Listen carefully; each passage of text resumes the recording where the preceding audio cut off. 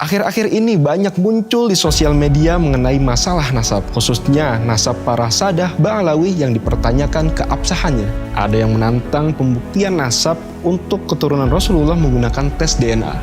Lalu dapatkah tes DNA membuktikan seseorang keturunan Rasulullah SAW? Apakah klaim beberapa pihak bahwa berdasarkan tes DNA mereka merupakan keturunan suatu kabilah atau ulama besar yang berjarak bahkan 1000 tahun dapat dibuktikan secara ilmiah? Lalu bagaimana bersikap dengan adanya hasil tes DNA salah satu dari Alawiyyin yang justru lebih dominan gen India dan sangat kecil gen Arabnya? Ya, oke. Assalamualaikum Sayyid Fikri Syahab. Waalaikumsalam warahmatullahi wabarakatuh. Selamat datang di Robito Alawiyah.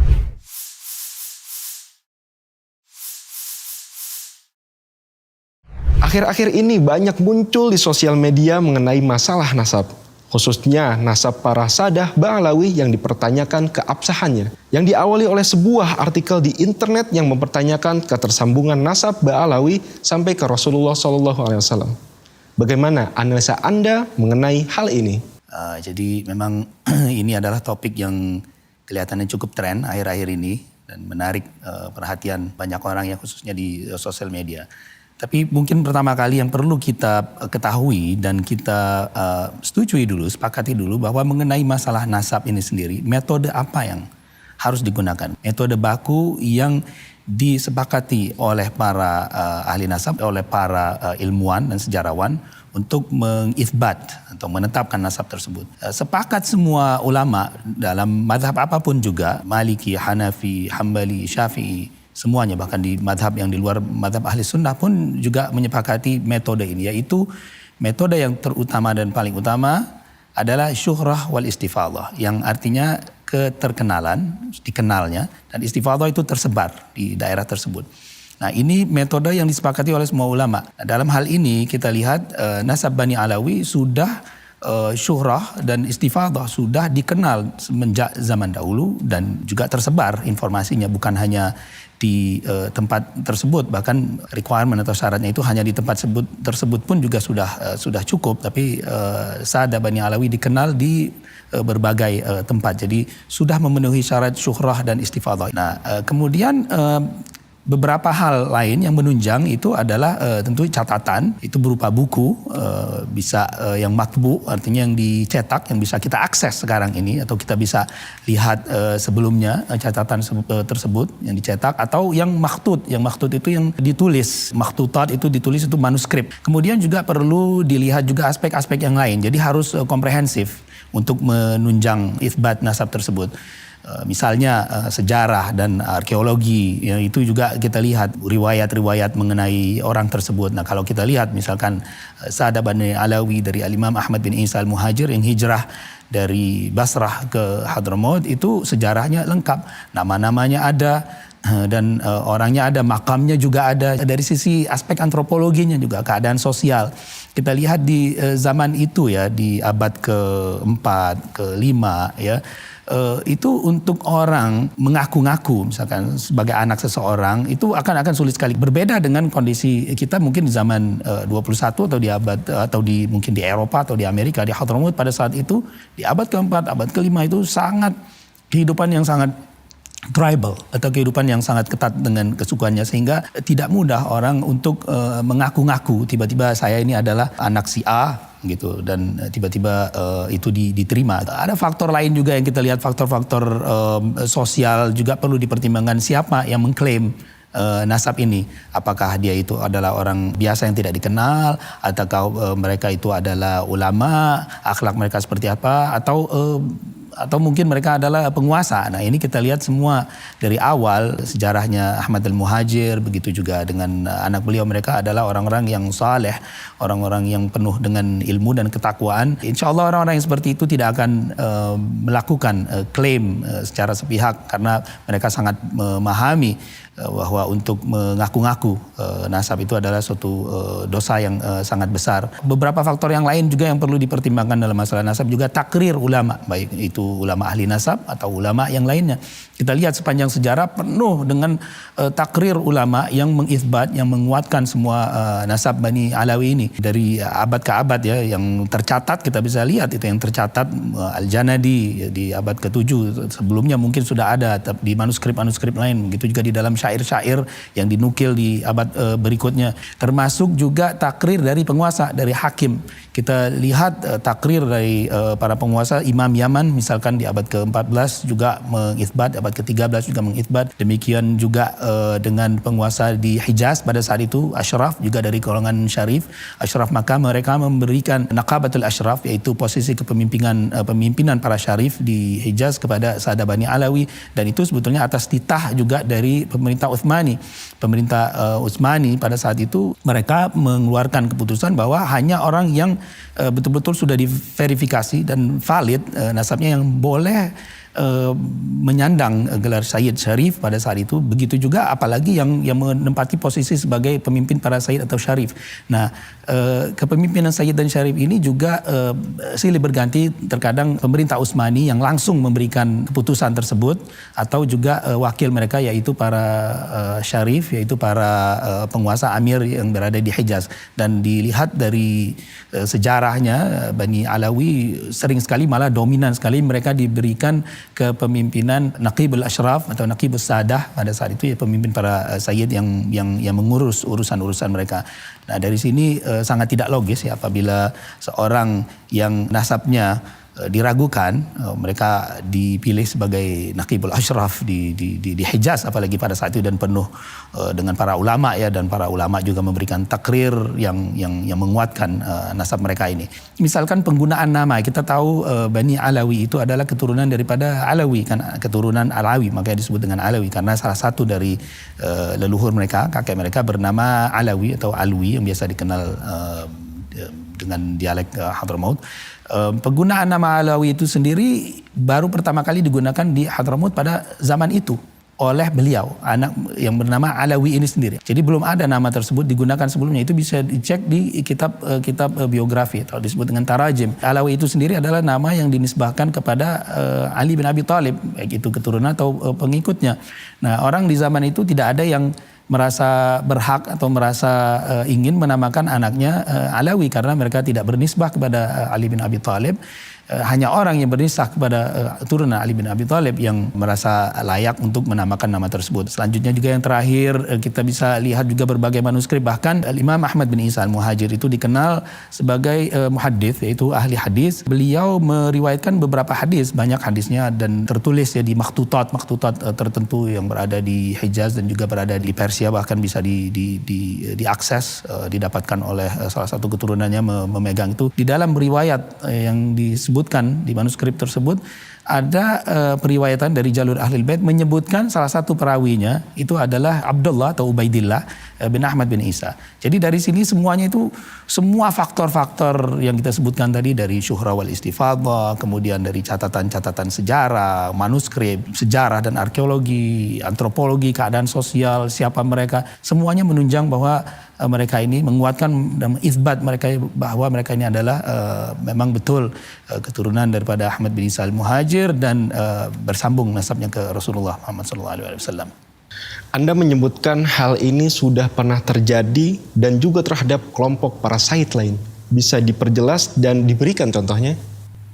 Ya, memang hal ini sudah pernah terjadi sebelumnya di masa lalu. Juga ada yang meragukan nasab para sayyid dari grup yang lain juga. Cuma memang kita lihat di saat ini banyak di-amplify atau diperkuat oleh medsos ya, di internet, di era internet ini. Dulu kan belum ada. Ya, hal ini memang bukan hal yang baru. Kita bisa lihat bahkan nasab para sadah, kelompok sadah yang sudah sangat terkenal sekalipun juga di-challenge atau ditantang. Ada juga yang tidak percaya dengan hanya mengandalkan satu dua tulisan gitu. Jadi mereka menggunakan logika-logika saja, mereka mencoba menegasi nasab-nasab yang sudah masyhur. Misalnya bahkan nasab Qatadat itu, Al-Qatadat itu para asyraf Mekah, para penguasa-penguasa Mekah zaman dahulu dan Madinah juga. Itu mereka adalah para amir-amir di Mekah dan Madinah sampai ratusan tahun ya. Mereka bahkan nasabnya dianggap mutawatir, disebutkan oleh Ibnul Katsir, oleh Ibnul Athir. Itu pun juga ada yang meragukan, dianggap mereka ini datang menisbahkan diri karena mereka menjadi penguasa pada saat itu, menisbahkan diri kepada keturunan Rasulullah, menisbahkan diri kepada Sayyidina Al-Hasan bin Ali. Begitu juga dengan nasab Syekh Abdul Qadir Al-Jailani, bahkan menjadi masalah. Para ahli nasab pun juga ada bahkan yang men-challenge, istilahnya meragukan nasabnya, seperti Ibn Inabah sendiri. Memang ada beberapa versi gitu, dan beliau juga dianggap tidak pernah mengklaim nasabnya ketika beliau hidup, karena baru cucu beliau yang menyatakan hal tersebut. Tentu kita tidak menerima. Kita lihat siapa Syekh Abdul Qadir Jailani, orang soleh, begitu juga cucu beliau. Kemudian juga misalkan nasab dari keturunan Raja Maroko yang sangat dikenal sekarang ini, mereka Al-Hasani, keturunan dari Imam Al-Hasan. Mereka mempermasalahkan salah satu datuk mereka yang di atas kali itu namanya Al-Qasim. Al-Qasim bin Muhammad, anak daripada Imam Muhammad Nafsu Zakiyah, salah satu leluhur mereka. Muhammad Nafsu Zakiyah bin Abdullah Al-Kamil bin Hasan Al-Muthanna bin Hasan bin Ali bin Abi Thalib. Disebutkan Al-Qasim ini, dia bukan anaknya dari Muhammad Nafsu Zakiyah di salah satu kitab nasab yang bahkan merupakan salah satu rujukan. Tapi tahqiq atau penelitian berikutnya mengkonfirmasi keberadaan beliau. Hanya saja ahli nasab tersebut mungkin tidak menemukan, atau kabar yang tidak sampai. Juga dengan salah seorang keturunannya Hasan Ad-Dakhil, keturunannya yang dikenal dengan grup Al-Alawiyin, Al-Filaliyin di Maroko, kemudian juga Al-Ayashi misalkan di Hijaz ya, yang orang mempermasalahkan karena salah satu daripada kakek mereka tidak tertulis kitabnya di zaman itu. Nah, tidak tertulis itu kan bukan berarti tidak ada figurnya itu, apalagi kalau ingin dikaitkan di zaman tersebut, karena Ibn Inabah sendiri misalkan salah satu pakar nasab yang tentunya beliau nasabnya tidak ada masalah sama sekali. Siapa yang meragukan nasab beliau, karena beliau juga ahli genealogi Sadah ya, para kaum Sayyid itu. Salah satu datuk mereka, beliau juga tidak tertulis selama lebih dari 100 tahun, 150 tahun di kitab nasab. Ada beberapa kitab nasab yang tidak menyebutkan, tapi siapa yang mau percaya bahwa Ibn Inabah itu bukan seorang Sayyid. Begitu juga dengan keluarga terkenal lain seperti Al-Ahdal, salah satu kakek mereka pun juga tidak tertulis. Bahkan di atas sekali adanya Imam Musa Al-Kazim yang bernama Aun bin Musa, ada yang mempertanyakannya. Kemudian ada kelompok Sada yang sangat terkenal, misalkan Bahrul Ulum di Timur Tengah ya, dikenal dengan tokoh-tokoh ilmuannya, keluarga Bahrul Ulum dan keluarga Al-Hakim juga. Itu juga dipermasalahkan karena dianggap salah satu daripada datuk mereka itu nggak ada. Bahkan Ibn Funduk nih dalam kasus Bahrul Ulum itu, keluarga Bahrul Ulum dan Al-Hakim, salah satu keluarga yang sangat terkenal di Timur Tengah itu, salah seorang ahli nasab meragukan keberadaan daripada datuk mereka. Juga dengan Al-Sadar juga dianggap menisbahkan kepada salah seorang leluhur Sayyid pada saat itu. Jadi hal-hal seperti ini memang sudah pernah ada, bukan tidak ada, tapi semuanya itu tidak valid karena sudah ditahqiq oleh para ulama-ulama ahli nasab akan kebenarannya. Keluarga-keluarga ini semuanya memang sudah benar, masyhur, mustafid, dikenal, diakui oleh para ahli nasab, ahli sejarah, mereka adalah Sada. Yang saya ingin sampaikan di sini bukan hanya Bani Alawi saja yang di-challenge. Bahkan kalau untuk kasus Bani Alawi belum ada satu ahli nasab pun dari zaman dulu sampai di abad ke-20 yang meragukan atau yang menolak nasabnya. Kecuali memang di abad 20 sudah yang ada mau tulis dengan menggunakan yaitu metode yang sebetulnya tidak disepakati. Oh, nggak ada di kitab ini di zaman ini. Itu sendiri metode yang tidak ada sebetulnya, tidak ada kaidah dalam ilmu nasab. Kira-kira mungkin seperti itu mungkin bisa memberikan sedikit gambaran. Jadi bukan hal yang baru, hanya saja internet yang menambah tersebarnya informasi ini. Dari berbagai carut-marut di sosial media mengenai masalah ini, ada yang menantang pembuktian nasab untuk keturunan Rasulullah menggunakan tes DNA. Bisa Anda jelaskan mengenai DNA itu sendiri dan tes DNA itu seperti apa? Ya, jadi sebenarnya DNA ini masalah yang yang tidak sederhana ya, masalah yang cukup kompleks ya, harus dijelaskan sebetulnya oleh para ahlinya. DNA sendiri itu sebetulnya adalah satu materi genetik yang terdapat di semua makhluk hidup ya, termasuk manusia. Ya, kucing pun juga mempunyai DNA, tumbuh-tumbuhan juga mempunyai DNA. Ya, materi genetik ini membentuk dan menunjukkan siapa kita dengan segala karakteristiknya. Jadi semua sifat-sifat kita itu memang terkandung di dalam DNA, yaitu asam deoksiribonukleat kalau kita terjemahkan dalam bahasa Indonesia. Jadi DNA memang mengandung kode genetik yang tersusun dari senyawa basa ya, dengan 4 tipe, yaitu adenin, sitosin, timin, dan guanin. Kemudian DNA ini membentuk 2 rantai panjang yang disebut dengan double helix atau ya rantai panjang ya, dalam bahasa Indonesia double rantai ganda ya. Molekul DNA ini dikemas menjadi struktur seperti benang yang disebut dengan kromosom ya, kita bisa lihat.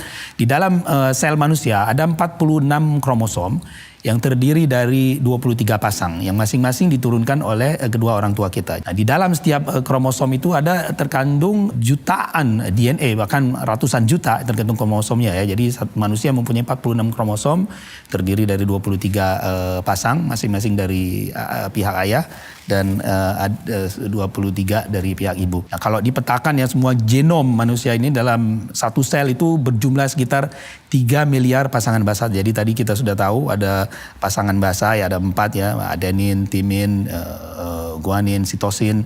Yaitu kalau dideretkan itu ATCG itu ada 3 miliar pasang. Jadi begitu banyak ya di dalam genom manusia yang memberikan karakteristik siapa kita. Tes DNA sendiri itu pada dasarnya yang umum diketahui itu adalah namanya autosomal DNA. Autosomal DNA ini adalah satu tes yang mencoba mengambil, menderetkan sifat-sifat, mengambil gen, beberapa gen dari kita di kromosom tertentu, gabungan daripada ayah dan ibu di lokus-lokus atau area-area tertentu. Nah, kita bisa melihat dari autosomal DNA ini keterkaitan antara seseorang, misalkan ayah dengan anaknya, ibu dengan anaknya, dari kesamaan pola. Jadi mengambil beberapa lokus ya, beberapa area ketersambungan antara anak dengan bapak, dan begitu juga dengan keluarga berikutnya. Jadi distant relative, mungkin generasi berikutnya, generasi kedua, generasi ketiga, itu yang paling umum. Nah, dari sini juga bisa diberikan estimasi, biasanya estimasi dengan menggunakan autosomal DNA ini, estimasi mengenai komposisi ini, tapi kita harus paham, harus tahu bahwa ini adalah estimasi yang hanya berdasarkan statistik. Jadi mereka mengumpulkan. Jadi dulu itu pernah ada satu project ya yang dilakukan oleh National Geographic Project. Itu mereka coba kumpulkan sampai ratusan ribu sampel ya, katanya sampai mencapai 700.000. Dan sampel-sampel ini perlu kita ingat kebanyakan dikumpulkan dari orang-orang yang berada di Amerika. Jadi orang-orangnya itu sampelnya kebanyakan dari Amerika, dan mereka juga melakukan interview. Mereka bertanya orang tersebut, Anda dari mana asalnya? Mereka mau mencoba memetakan migrasi orang. Oh, saya dari sini. Jadi informasi migrasi itu bukan berdasarkan asli etnisnya, tapi berdasarkan informasi dari orang-orang tersebut yang kebanyakan berada di Amerika, dan kebanyakan orang-orang tersebut berasal dari Eropa ya. Jadi komposisi dari tempat-tempat yang lain seperti Asia atau Timur Tengah atau Afrika itu tidak banyak ya. Tujuannya memang untuk sequence, untuk membaca DNA, sehingga yang ada pada saat itu database-nya yang lebih banyak berdasarkan referensi. Mereka akhirnya membuat referensi. Oh, jadi kalau lokasi-lokasi tadi kan banyak sekali ya, 3 miliar pasang. Mereka hanya melihat lokasi-lokasi tertentu saja untuk mengestimasi. Oh, ternyata lokasi-lokasi deret ini dengan pola seperti ini, ATCG tadi, pengulangan-pengulangannya itu banyak ada di orang-orang, misalkan orang yang berada di mungkin di Inggris atau di Eropa. Oh, ini orang-orang ini kebanyakan orangnya berada di Spanyol. Oh, atau ini orang-orangnya ternyata mereka banyak orang-orang Afrika mempunyai ini. Akhirnya mereka memetakan itu. Nah, mereka mencoba membandingkan ya, akhirnya dengan tes dengan autosomal DNA mereka membandingkan dengan referensinya apakah orang ini mempunyai pattern yang sama, apakah mempunyai pola yang sama di daerah-daerah tertentu.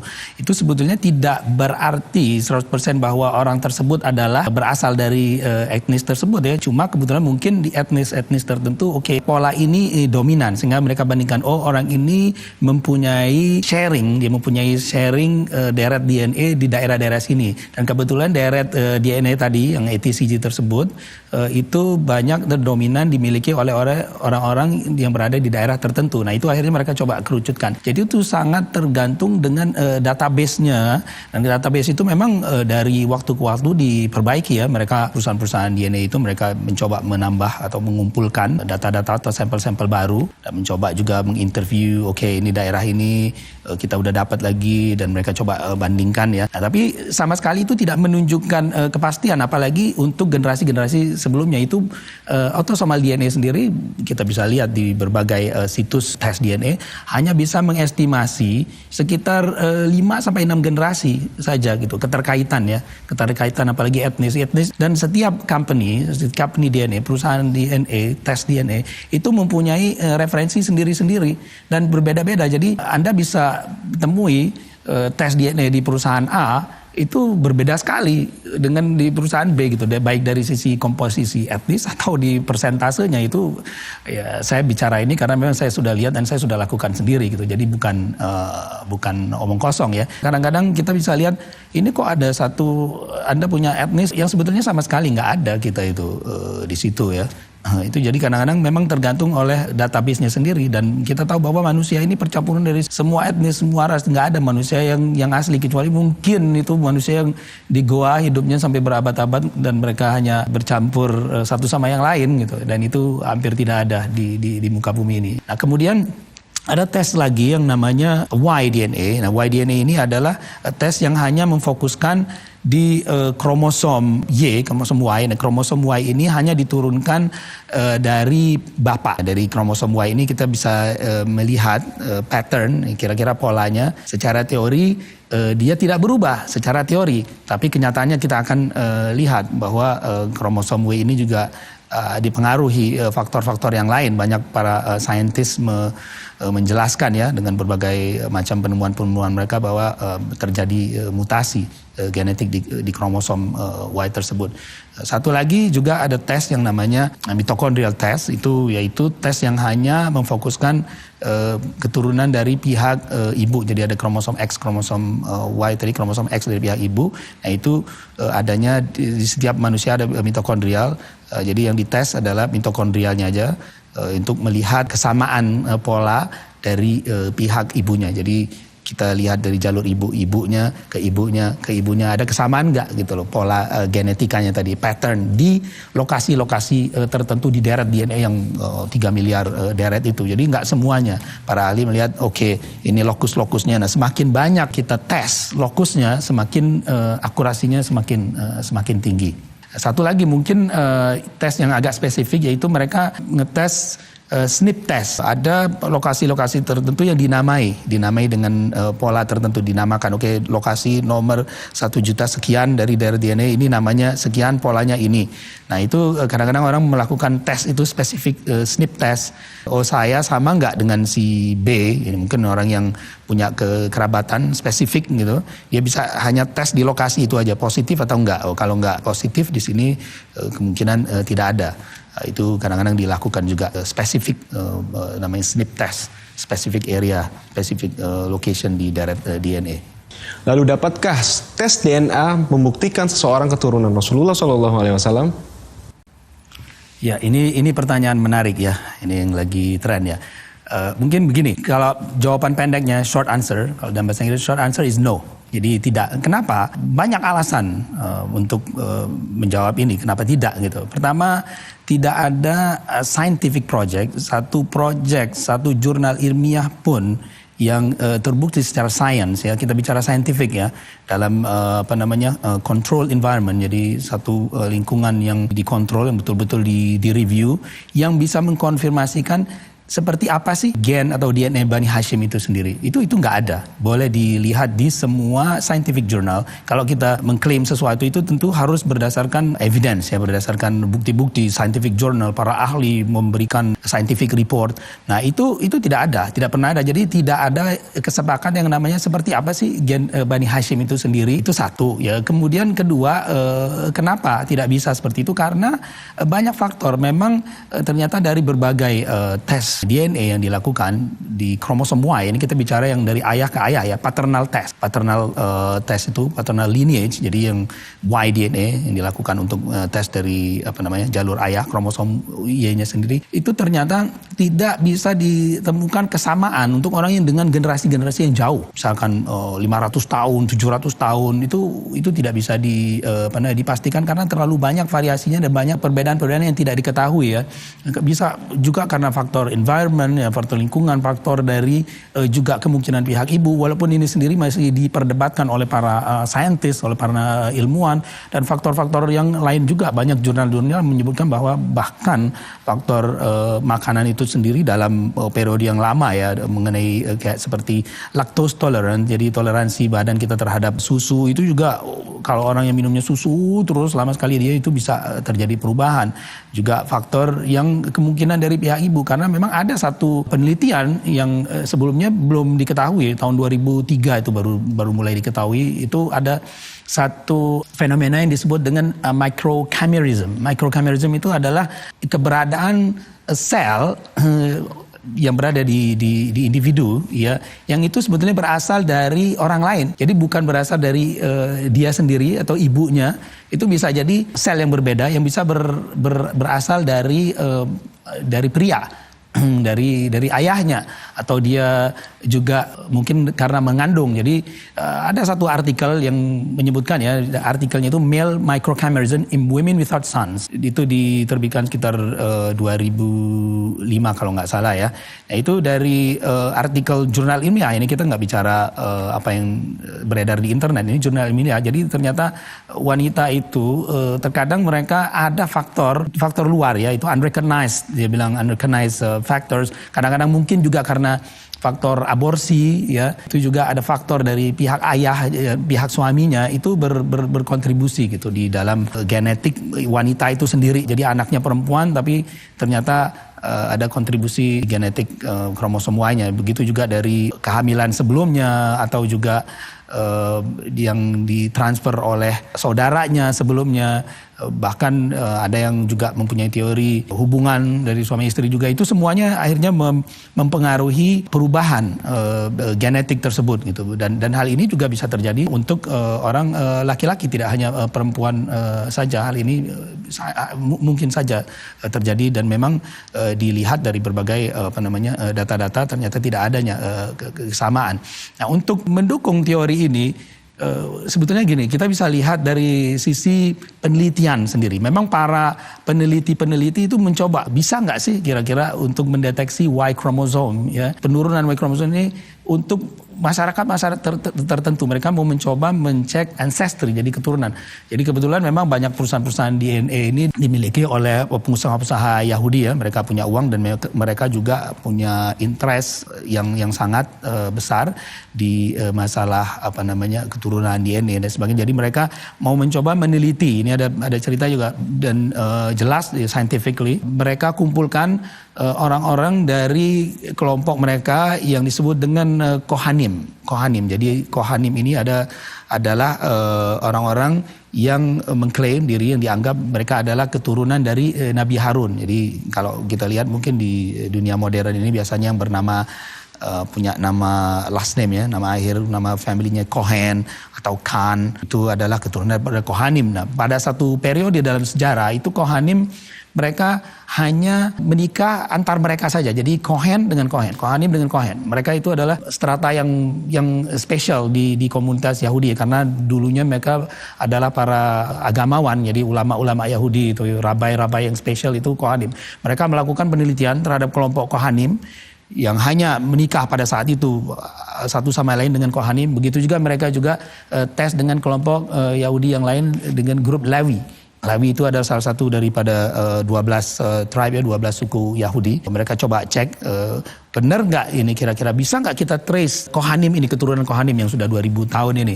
Mereka lakukan penelitian betul-betul serius, ini scientific, bukan cuma berdasarkan internet ya. Nah, mereka kumpulkan ratusan orang Kohanim tersebut. Akhirnya mereka tes. Ketika mereka tes ternyata mereka temukan memang banyak kesamaan dari orang-orang yang mempunyai jalur keturunan Kohanim sendiri, tapi mereka tetap tidak menemukan 100% sama. Ternyata banyak ini orang-orang yang Kohanim, termasuk Kohanim juga, itu mempunyai pola genetik Y yang dinotasikan dengan haplogroup ya. Untuk di grupnya haplotype yang lebih kecil lagi, dan SNP ya, pattern atau pola-pola tertentu di deret DNA-nya. Itu ternyata mereka berbeda. Padahal orang-orang ini memang sudah jelas sekali disebut dengan Kohanim, dengan metode yang sangat scientific. Mereka tidak bisa temukan. Mereka tetap memang oke, kita lihat ada satu model type. Jadi ada satu pola yang akhirnya mereka sebut dengan Kohanim model. Kohanim model itu satu pola genetik yang biasanya muncul di kelompok Kohen. Tapi tetap kelompok itu, model ini atau pola ini tidak ditemukan di semua Kohanim. Jadi terjadi memang perubahan-perubahan. Tidak semua orang Kohanim sendiri mempunyai tipe tersebut, sehingga tidak bisa dipastikan bahwa orang tersebut adalah dia Yahudi atau tidak, bahkan Kohanim atau tidak, apalagi Yahudi atau tidak. Nah, ada lagi kemudian banyak penelitian ilmiah ya terhadap orang-orang di kelompok yang lain juga. Pernah terjadi satu penelitian di kelompok masyarakat Zulu daerah Afrika itu, yang mereka itu sangat terisolasi ya. Mereka tidak berkumpul sama orang lain dan tidak bercampur secara genetik dengan suku-suku yang lain. Mereka coba lakukan paternity line test, melihat YDNA-nya. Ternyata tidak juga seragam 100% untuk generasi yang sangat jauh ya. Kita nggak bicara dengan 5 generasi, 6 generasi, kita bicara ratusan tahun ini. Ini generasi yang sangat jauh. Ternyata terjadi variasi-variasi juga. Kemudian mereka coba lakukan juga di masyarakat Viking. Hal yang sama mereka temui juga. Tidak ada coherence, tidak ada 100% secara statistik yang bisa memastikan, oh ini orang ini betul, exactly 700 tahun lalu, 1000 tahun yang lalu adalah keturunan Sia. Zaman Rasulullah 1500 tahun yang lalu, lebih jauh lagi. Yang pernah ada juga sempat dilakukan itu di masyarakat Islandia dengan sekelompok masyarakat tertentu yang sangat tertutup juga. Itu mereka akhirnya dapat itu up to 500 years, sampai sekitar 500 tahun lalu. Tapi terbatas juga ketika mereka extend lagi ke grup yang lain, itu sudah terjadi perbedaan-perbedaan dan tidak match. Sehingga hal tersebut mengindikasikan, menyimpulkan bahwa memang untuk mendeteksi keturunan yang jauh-jauh itu tidak capability atau kemampuan teknologi yang sekarang ini memang belum bisa, dan juga belum mengetahui kenapa bisa terjadi variasi seperti ini. Tadi juga kita sudah sebutkan bahwa ada microchimerism, jadi satu faktor luar, faktor dari pihak ibu yang bisa jadi juga mempengaruhi terbentuknya meiosis, yaitu ketika sperma terbentuk ya. Itu ada faktor dari pihak ibu, atau juga ada faktor yang lain yang di luar yang belum diketahui oleh para saintis kenapa kok bisa berubah. Nah, kita bisa lihat dari berbagai jurnal ya. Saya mau menunjukkan sedikit beberapa jurnal-jurnal ilmiah mengenai masalah pembuktian mengenai Yahudi ini ya. Pertama, mutation rate ya. Mutation rate itu kita bisa lihat di jurnal, di New York Times juga menyebutkan bahwa male chromosomes may evolve fastest. Satu artikel di tahun 2010 di New York Times yang menyebutkan bahwa kromosom pria ya, YDNA itu berubah lebih cepat dari kromosom X. Jadi memang ada perubahan setiap pattern di DNA itu sendiri menunjukkan umur dan lain sebagainya. Kemudian juga ada satu artikel juga di majalah Science Daily, tentunya dari para pakar ya. Mereka juga menyimpulkan bahwa kita ini sebetulnya bermutasi. Ada konversi ya, satu artikel yang di-publish ya oleh American Journal of Human Genetics di tahun 2009, itu disebutkan ada gene conversion between the X chromosome and the male specific region of Y chromosome at certain location. Jadi ada perubahan antara X chromosome dan region tertentu di male specific chromosome. Jadi region genetik pria itu bisa terjadi perubahan. Itu ada jurnal ilmiahnya. Nah, oleh karena berbagai macam faktor ini ya, berbagai macam faktor perubahan genetik tersebut, maka para saintis akhirnya selalu menuliskan public warning hati-hati bahwa ancestry test, tes keturunan bahkan yang biasa itu mempunyai scientific backing yang sedikit sekali. Jadi mempunyai nilai saintifik yang tidak bisa diandalkan dan tidak diakurat. Bahkan mereka sebagian menyebutkan itu sebagai genetik astrologi. Yang terjadi sekarang ini adalah di dunia bisnis, karena mereka melihat memang genetic ancestry ethnicity test ini sangat laku ya. Jadi perusahaan-perusahaan DNA itu mereka banyak mengiklankan gitu loh ancestry testing dan memberikan impresi seakan-akan inilah tes yang bisa memastikan Anda adalah keturunan si A, si B untuk generasi-generasi yang jauh. Tentunya itu tidak betul gitu. Ada satu orang profesor dari University College of London, itu Profesor David Balding, dan juga Profesor Mark Thomas di situ bahkan beliau memberikan warning di public statement bahwa menurut dia ya, ini statement yang mereka katakan adalah you cannot look at DNA and read it like a book or a map of journey without supporting historical evidence. Anda tidak boleh dan tidak bisa melihat DNA dan membaca DNA test itu dan melihat peta perjalanan migrasi dan lain sebagainya tanpa menggunakan supporting historical evidence, tanpa menggunakan pendukung sejarah seperti itu, karena akhirnya kita akan misled, terkecoh gitu loh dengan hal seperti ini. Nah, kembali tadi dengan mengenai masalah nasab itu Rasulullah itu sendiri. Nah, sebetulnya ini berawal dari satu orang pengusaha perusahaan DNA ya, kebetulan dia juga seorang pengusaha Yahudi namanya Bennett Greenspan. Bennett Greenspan melihat potensi bisnis di sini. Dia melihat potensi bisnis dari tes Cohen. Mungkin kita bisa pakai ini, walaupun sebetulnya secara saintifik, secara ilmiah tes yang grupnya Yahudi Cohen itu sendiri tidak bisa memastikan ya keyahudian seseorang. Tapi dia melihat potensi bisnis. Oke, kita coba tawarkan aja ke publik.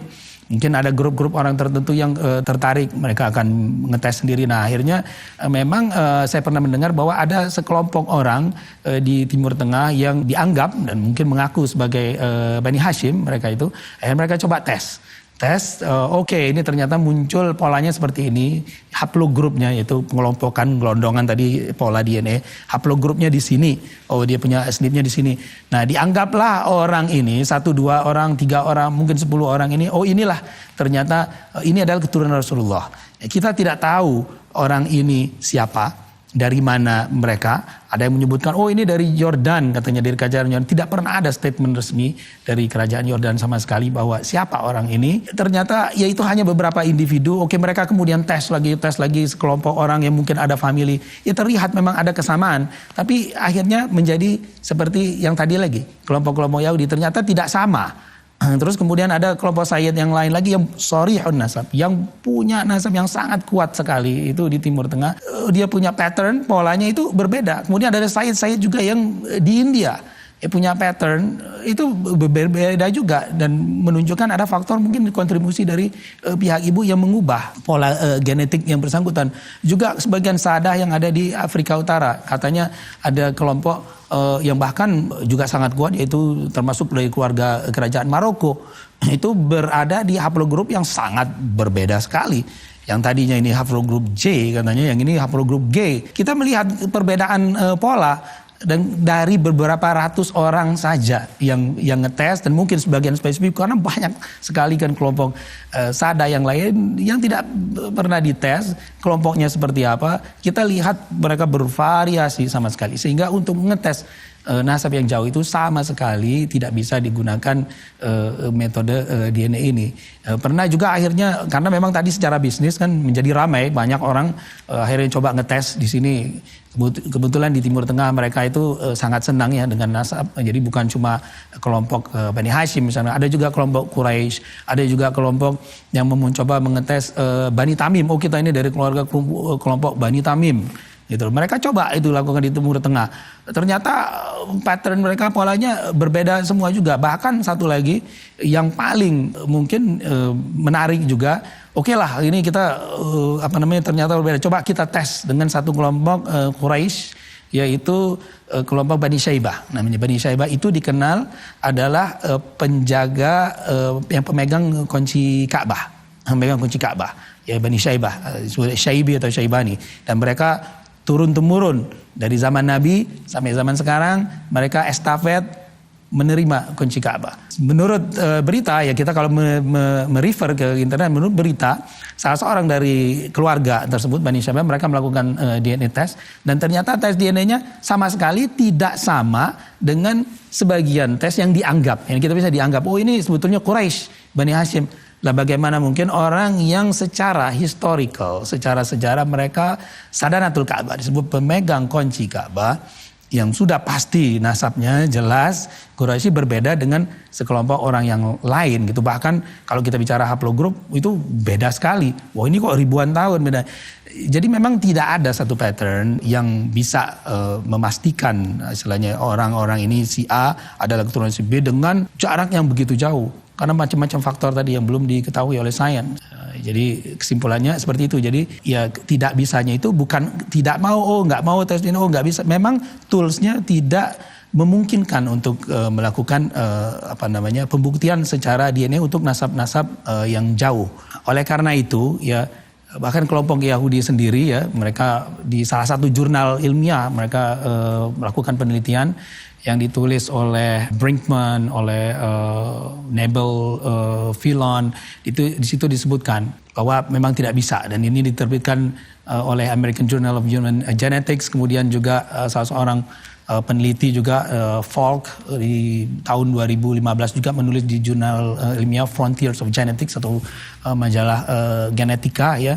Di situ menyebutkan kesimpulannya dari artikel ilmiah dia adalah genetic markers cannot determine Jewish descent. Jadi genetic marker yang tadi kita sebut pattern-pattern pola-polanya tidak bisa memastikan keturunan Yahudi Anda.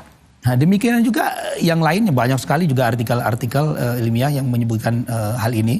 Saya juga akan mencoba mengquote disclaimer yang ada di berbagai situs-situs genetika ya, situs-situs genetika, bahkan di situs-situs genetika DNA-nya orang-orang Yahudi sendiri ya. Ini salah satu daripada artikel ilmiah juga menyebutkan bahwa it was suggested, dia bilang, that to lead the public mistake, the genetic findings as scientific evidence that Kohanim were descendant of Aaron himself. Ini menunjukkan sugesti yang tidak benar, bahwa menunjukkan ke public mistake. Jadi kebohongan publik bahwa genetic finding yang ada itu menunjukkan mereka adalah keturunan Kohanim. Juga di salah satu situs genetika yang bernama sequence.com, di situ disebutkan Jewishness is more difficult to identify in genetic testing than other ethnic groups. Dia bilang yang artinya keyahudian seseorang itu lebih susah dibuktikan bahkan dibandingkan dengan genetik atau ethnic group yang lain. This is because there is no specific gene that makes a person as Jewish. Karena nggak ada ternyata gen yang membuat seorang itu adalah disebut dengan Yahudi. Dia bilang straightforward DNA examination cannot conclusively tell a person whether or not they are of Jewish descent. Dia bilang hanya tes DNA saja, dia bilang sama sekali tidak bisa menyimpulkan Anda adalah seorang Yahudi atau merupakan bagian daripada populasi Yahudi. Demikian juga di situs DNA Yahudi yang lain disebutkan tidak ada dalam DNA Anda yang dapat memberitahu apakah Anda itu termasuk orang Yahudi atau yang lainnya. Satu-satunya cara untuk membuktikan keturunan Yahudi adalah dengan menghubungkan silsilah keluarga Anda dengan leluhur yang secara historik dikonfirmasi sebagai Yahudi. Nah ini orang Yahudi yang sudah melakukan scientific research. Mereka menyimpulkan seperti itu karena ternyata mereka banyak sekali bervariasi haplogrupnya. Ada yang haplogrup E yang banyak ada di Afrika, ternyata ada haplogrup G yang ada di Timur Tengah dan juga di daerah Kaukasus. Bahkan Raja Richard III yang jelas-jelas orang Eropa itu mempunyai haplogrup G katanya, padahal beliau itu tidak ada hubungan sama sekali dengan Timur Tengah dan Kaukasus, sehingga memang kita nggak bisa istilahnya ngukur panjang dengan timbangan berat gitu.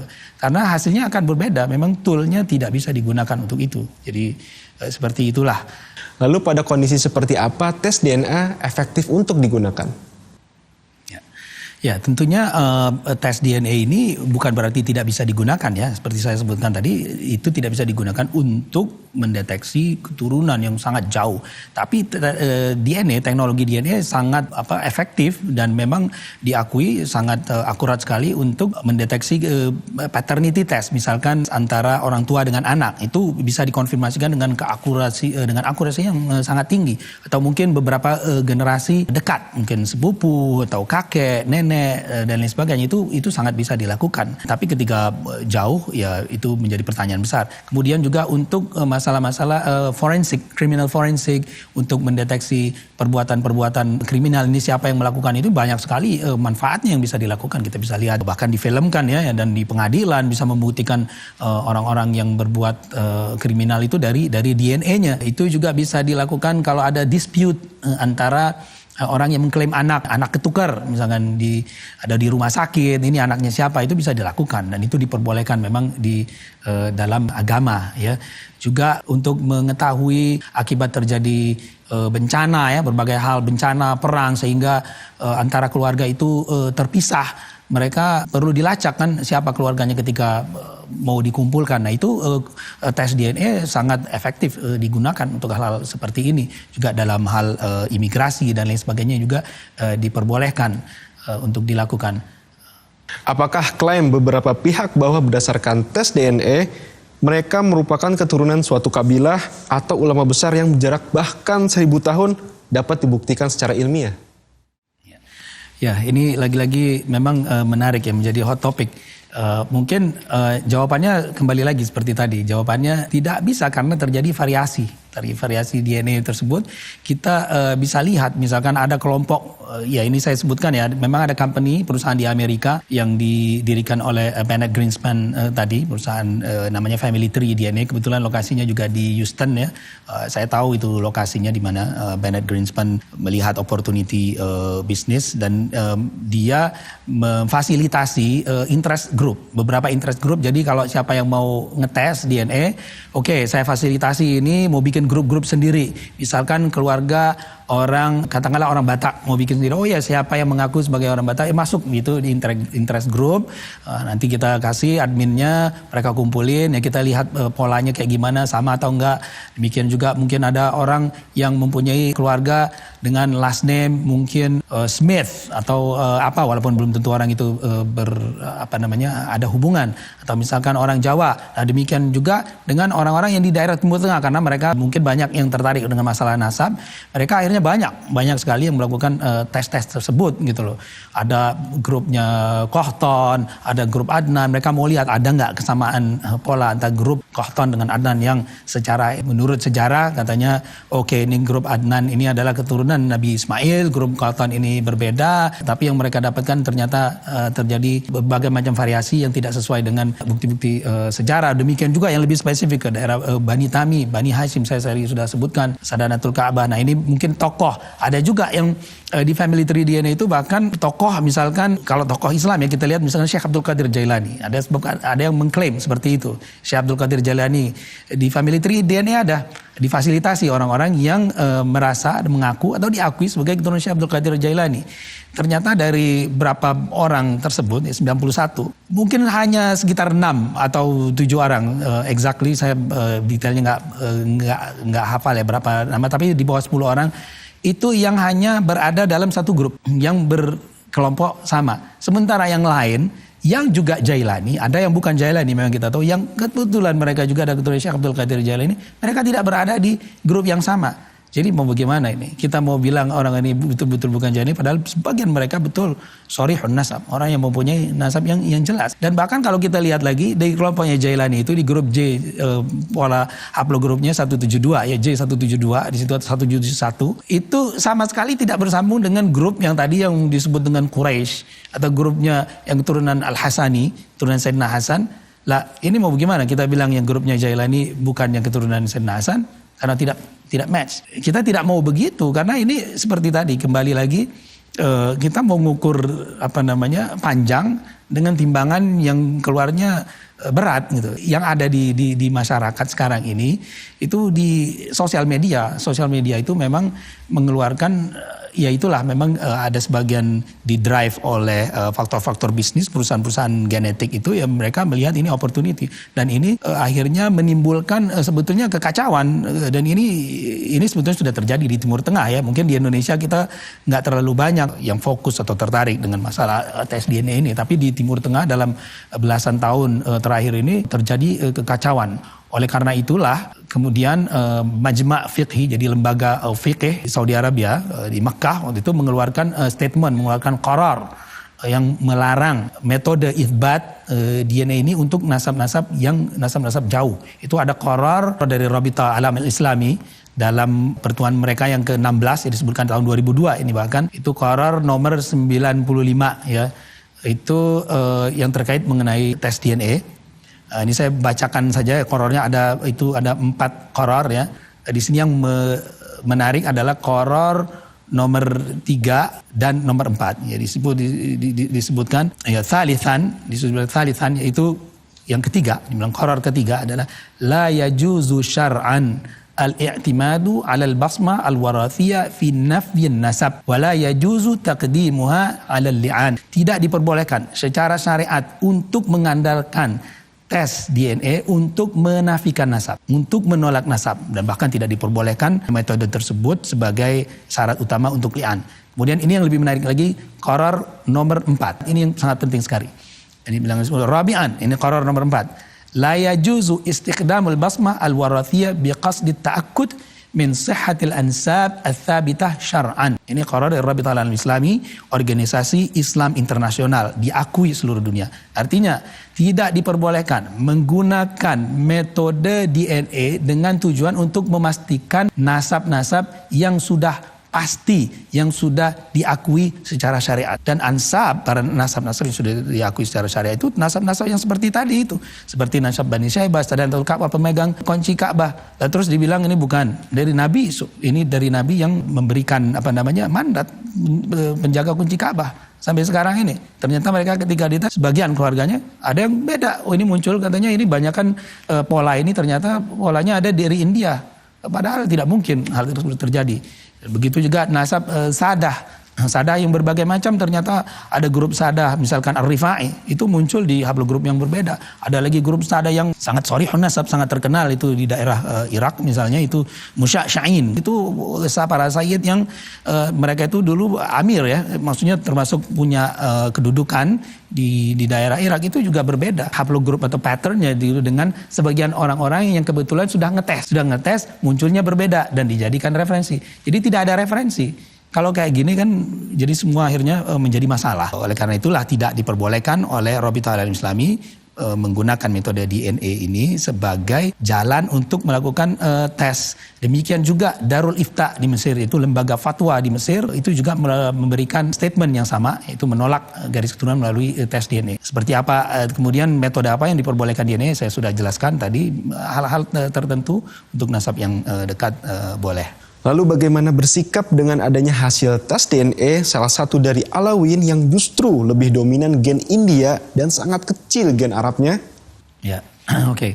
Ini juga satu hal tadi, kembali lagi ke masalah sosmed dan ketersebaran informasi yang sebetulnya perlu dipertanyakan. Pertama, sebetulnya yang paling penting dulu adalah, ini kembali lagi tesnya adalah autosomal DNA ya. Itu adalah mixture, adalah percampuran dari pihak ayah dan pihak ibu. Bahwa tes autosomal DNA ini sangat dipengaruhi sekali oleh database. Jadi tergantung reference database-nya. Saya dites mungkin database yang salah, dan saya bisa jadi dianggap orang Irian. Bisa aja karena di-compare, oh ternyata seperti ini. Pattern itu adalah kebanyakan ada orang-orang Afrika. Yang lebih penting lagi adalah manusia ini memang percampuran dari sebagai semua ras. Kita tidak ada manusia yang murni sama sekali. Dan siada atau kesayitan seseorang itu tidak ada urusan dengan rasnya. Dia bisa jadi dominan ras Melayu mungkin, for instance, sebagai contoh ya. Saya sudah melakukan tes DNA, saya sangat dominan sekali. Etnis Indonesia saya Melayu, sangat kuat gitu loh. Terus ada yang mungkin etnis yang kita nggak punyai bahkan. Nah itu tergantung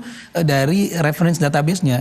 Nah untuk tes-tes seperti itu kita tidak tahu reference database mereka itu seperti apa, satu. Kedua tadi kan memang manusia itu kumpulan dari berbagai ras dan tidak ada hubungan sama sekali dengan kesayidan atau tidak. Oke, ada gen Arabnya atau Timur Tengahnya atau banyak atau tidak. Kita bisa tes para sayyid sadah yang ada di India, mungkin mereka akan dominan gen Indianya, atau yang di Afrika akan dominan gen Indianya, karena sudah terjadi berbagai percampuran. Di samping reference database yang sangat-sangat dipertanyakan tadi ya, itu sebetulnya sangat dipertanyakan keakuratan. Kalau dia bisa tes juga di perusahaan yang lain, mungkin di Amerika, itu yang bersangkutan pasti akan melihat hasil yang berbeda. Saya sendiri pun nggak tahu apakah hasil itu benar atau tidak.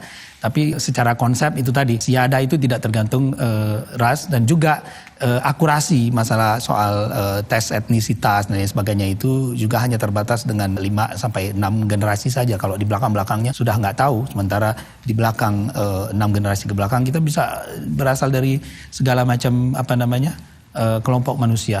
Rata-rata Alawiyyin saat ini merupakan keturunan ke-38 sampai ke-44. Secara kalkulasi matematis, hal ini dianggap tidak ilmiah.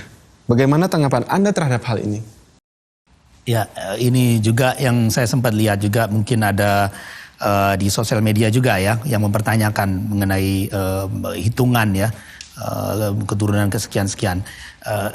Pertama, masalah soal jumlah keturunan keberapa, generasi keberapa, itu bukan hitungan matematik. Nggak bisa kita hitung dengan matematik. Karena setiap orang itu mempunyai keturunan, mempunyai anak, itu berbeda-beda di usia berapa. Ada yang punya anak di usia 30. Oke, punya anak yang pertama. Anak yang pertamanya kemudian mungkin kawinnya lambat. Atau anak yang pertama beberapa generasi akhirnya tidak berketurunan laki-laki. Stop. Kemudian yang berketurunan ternyata ada keturunannya, anak yang laki-lakinya mungkin anak yang paling kecil. Mungkin anaknya perempuan misalnya yang pertama. Kemudian anak laki-lakinya itu yang paling kecil sehingga dia punya anak di usia 40, 50. Dan baru berketurunan yang berikutnya juga itu bisa terjadi variasi yang berbeda-beda. Jadi tidak bisa dihitung secara matematis sama sekali. Dan hal ini kita lihat ya.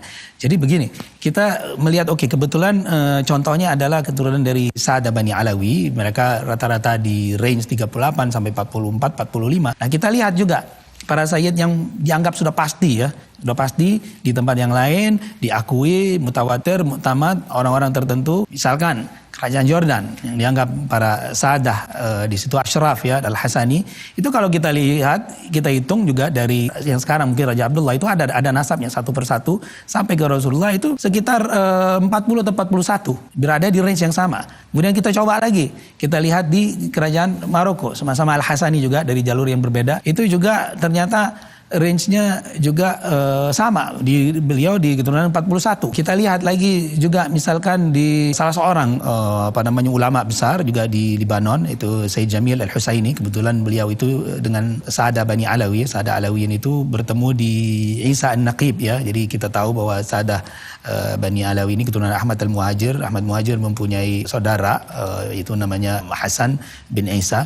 Jadi bertemunya di Isa An-Naqib. Beliau juga seorang anggota dari Naqabah Ashraf di Libanon ya. Nasab beliau juga bersambung ke generasi ke-40. Jadi kalau kita menolak bahwa ini tidak ilmiah, it doesn't make sense, kata dalam istilah bahasa Inggris ini, nggak mungkin kita coba hitung-hitungan matematik, berarti kita membatalkan semua nasab-nasab para sayyid di dunia yang lain juga, di berbagai penjuru dunia. Jadi karena range-nya juga sekitar itu. Dan juga di kalangan Sadah Alawiyyin pun juga berbeda-beda kan, ada di generasi sekarang di kelompok tertentu karena mungkin mereka lebih cepat mempunyai anak, generasinya juga lebih banyak. Jadi kembali lagi ini bukan hitungan matematik dan ini juga sudah dikonfirmasikan, kita harus lakukan komparasi dengan para nasab yang lain. Ternyata lebih kurang juga sama. Sebagai seorang ilmuwan, bagaimana Anda memandang isu ini? Ya, saya mungkin melihat segala sesuatu itu mungkin ada hikmahnya ya. Kalau kita mau lihat sisi positifnya mungkin dari sisi keilmuan ya, yang tadinya mungkin orang nggak pernah tahu mengenai masalah nasab, akhirnya orang mungkin melihat-lihat lagi mengenai masalah nasab. Begitu juga orang mungkin misled atau terkecoh gitu mengenai tes DNA yang selalu beredar banyak di sosial media. Seperti apa sih sebetulnya? Nah, itu mudah-mudahan ya orang juga sedikit banyak mengetahui mengenai tes DNA seperti apa dan akurasinya. nasabnya, bagaimana dia digunakan. Mudah-mudahan itu ada manfaatnya, saya melihat itu. Di samping juga untuk Bani Alawi juga agar memperhatikan ya. Karena pertama begini, nasab ini adalah satu hal yang bukan dipilih. Itu bukan kita yang memilih, bukan kita yang mau. Itu adalah satu anugerah Allah. Allah memberikan orang siapapun. Saya tidak bisa memilih saya menjadi orang Jawa atau bernasab A atau bernasab B, anaknya si A, anaknya si B, lahir di mana, lahir di tempat yang lain, di tahun apa. Itu adalah ketetapan Allah. Jadi bukan suatu yang kasbi, bukan sesuatu hal yang bisa didapat. Jadi tidak ada gunanya untuk juga mengkapitalisasi nasab, untuk membanggakan nasab, itu tidak ada sama sekali. Saya menganjurkan menjaga nasabnya, jangan sama sekali mengkapitalisasi untuk tujuan-tujuan tertentu. Karena nasab itu, apalagi orang yang mempunyai nasab yang baik ya, khususnya orang yang bernisbah atau bernasabkan kepada Rasulullah, apalagi tentu nasab itu sebagai motivator untuk memotivasi dia mengikuti salafnya yang soleh, dijadikan contoh. Bukan malah nasab itu dikapitalisasi, dijadikan kebanggaan, karena tidak ada gunanya sama sekali. Anda tidak mendapatkan ini dari usaha Anda. Itu adalah pilihan yang sudah ditetapkan Allah. Jadi jangan digunakan itu sebagai hal yang untuk mendukung Anda. Juga diriwayatkan bahwa Sayyidina Ali bin Abi Thalib berkata bahwa man abta'a bihi amaluh lam yusri' bihi nasabuh. Orang yang amalnya jelek, amalnya buruk, nasabnya nggak akan membantu dia. Jadi nasab itu sebetulnya motivator untuk membuat kita semakin baik, mengikuti salaf kita. Kalau kita mempunyai salaf, orang leluhur yang baik, ikutilah leluhur kita jaga. Jangan sampai orang malah melihat kok nasabnya baik, kok mungkin yang bersangkutan mungkin tidak merepresentasikan nasab tersebut. Ya, di lain pihak juga yang namanya walaupun sada, sayyid dan lain sebagainya, orang bernasab baik itu mereka juga manusia. Semua bisa berbuat salah, tetapi saya juga menganjurkan jangan karena satu atau dua orang yang mungkin kita tidak cocok, akhirnya kita mengeneralisir semuanya, bahkan melakukan satu ta'an. Ta'an itu istilahnya menafikan nasab seseorang, bukan seseorang, bahkan satu kelompok besar, dan hal ini sangat berbahaya dan merupakan satu dosa yang bisa membawa mudarat bagi kita juga. Mudah-mudahan juga kita menjaga ya dari apa yang sudah kita dapatkan sekarang ini, kita jaga, khususnya para sadah. Saya juga ingin mungkin menambahkan sadah ini di berbagai penjuru dunia ya, di berbagai penjuru dunia, baik itu di Timur Tengah, Afrika, India, Asia Tenggara, termasuk juga di Indonesia. Itu adalah selalu merupakan bagian dari masyarakat negeri tersebut, dan mereka selalu berperan positif semenjak dahulu. Kita bisa lihat di Afrika Timur, di berbagai pelosok dunia, termasuk di Asia Tenggara, di Malaysia, mereka merupakan bagian yang tidak terpisahkan, integrated, bagian terintegrasi di dalam masyarakat tersebut.